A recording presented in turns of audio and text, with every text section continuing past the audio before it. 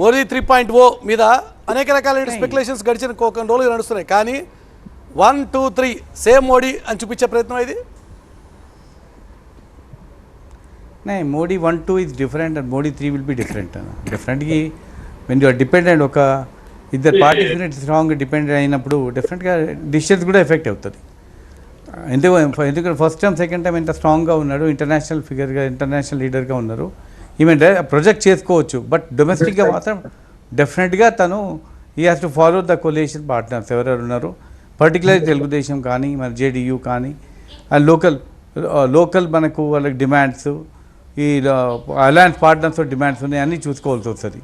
కాబట్టి డెఫినెట్గా కొంచెం పుల్స్ అండ్ పుషెస్ ఉంటుంది ఈసారి. ఫస్ట్ 2 టర్మ్స్ ఉన్నదంత స్ట్రాంగ్ అయితే ఉండదు డెఫినెట్ డొమెస్టిక్ పాలిటిక్స్లో మాత్రం. ఇంటర్నేషనల్ పాలసీ మీద డెఫినెట్లీ చేయవచ్చు, కానీ ఇక్కడ చాలా డిమాండ్స్ ఉంటాయి. లోకల్గా ఎవరైనా అలయన్స్ పార్ట్నర్స్ ఉన్నారో వాళ్ళు డెఫినెట్లీ వాళ్ళు కూడా లోకల్గా అడుగుతూ ఉంటారు. ఓకే, ఇంటర్నేషనల్ పాలసీ విషయంలో స్ట్రాంగ్గా ఉన్నప్పటికీ కూడా డొమెస్టిక్గా కొంత కలుపుకుపోయే తత్వం ఉండాల్సిన అవసరం ఉంది. మోదీ కూడా గతంలో వాజ్పేయి తరహాలో కొంచెం బ్యాలెన్స్డ్గా వెళ్లాల్సిన ఒక వాతావరణం క్రియేట్ అయిందంటారా గౌరీ గారు? డెఫినెట్గా తప్పదు గురు. ఎందుకంటే ఇప్పుడు మనకు ఆంధ్రప్రదేశ్లో చూడండి, మనకు ముస్లిమ్స్కి రిజర్వేషన్స్ ఇవ్వాలి అని మన నారా లోకేష్ గారు మన స్టేట్మెంట్ ఇచ్చారు.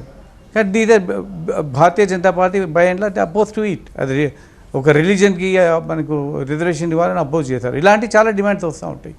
అట్ ద సేమ్ టైం మనకు నితీష్ కుమార్ గారు ఉన్నారు, తను అక్కడ స్పెషల్ స్టేటస్ ఇవ్వాలి లేదంటే మనం డిమాండ్ పెడుతుండొచ్చు. ఇక్కడ చంద్రబాబు నాయుడు గారు కూడా మాకు స్పెషల్ స్టేటస్ ఇవ్వాలని డిమాండ్ పెడుతుండొచ్చు. లేదంటే ఆల్టర్నేటివ్లీ ప్రాజెక్ట్స్ ఇంకా ఫండింగ్ ఇవ్వండి అని.